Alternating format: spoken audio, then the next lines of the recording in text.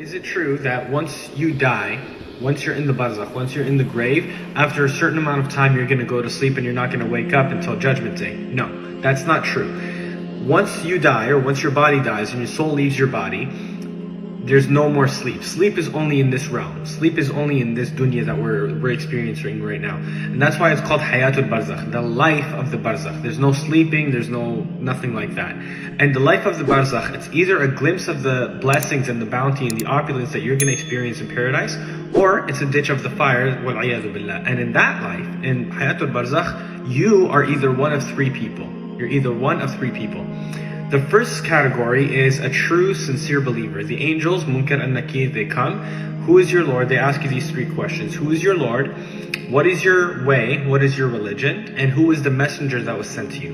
My Lord is Allah. Islam is my way. Muhammad sallallahu alaihi wasallam was my messenger. And they opened up a portal for him, showing him the fire. And they would say, هَذَا مَقْعَدِكَ مِنَ النَّارِ إِن كَفَرْتَ. This would have been your place, this would have been your station in the fire had you rejected. But then it's closed off and it's sealed and it's never opened up for that specific person again. And then another portal is open, but this portal is the portal of paradise. And they say, this is what's going to be waiting for you on the other end.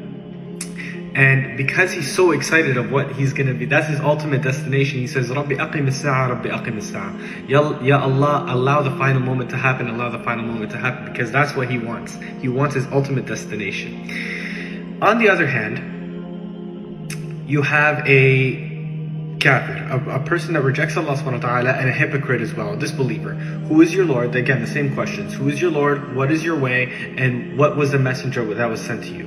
And he's going to be like, stuttering, and then they're going to be like, and he's like, I don't know. La a'lam. He's like, I don't know. And the angels say to him, you never knew, and you didn't know, and you didn't answer. And they hit him on the head with a hammer that is so strong, and it's so harsh. This strike is so strong, it's so mean, that he screams out in such agony that everything in creation hears it except for the living jinn and the living human beings. Animals hear it. Us human beings that are alive, that we don't hear it. And the portal is open to him for paradise, and they show him this would have been your place in paradise had you believed. And it's closed off for that person, it's sealed off for that person, and it's never opened up for him again.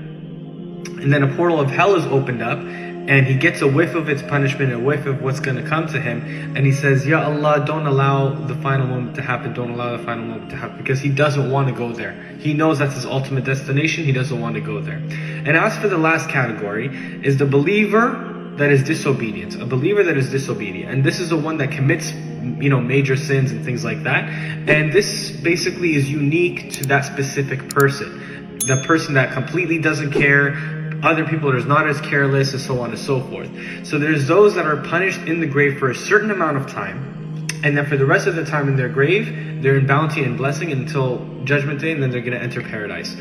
And there's others that are going to be punished in their grave, and they're also going to be punished in the akhirah, they're also going to be punished on the Day of Judgment. And then after that amount, they're going to go, after they serve their time in the grave and after they serve their time in the fire, wal-'iyadhu billah, that's when they're going to enter paradise. Because it just depends on how many sins that they had done in this dunya, and the amount and how big they were: zina, fornication, alcohol, riba, things like that.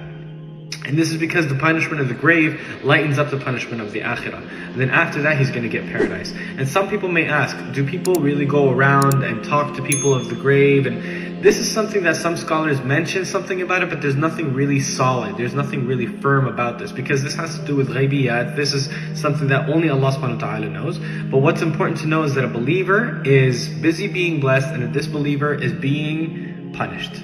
Nobody really cares, or nobody really knows about this kind of stuff, so we'll leave it at that.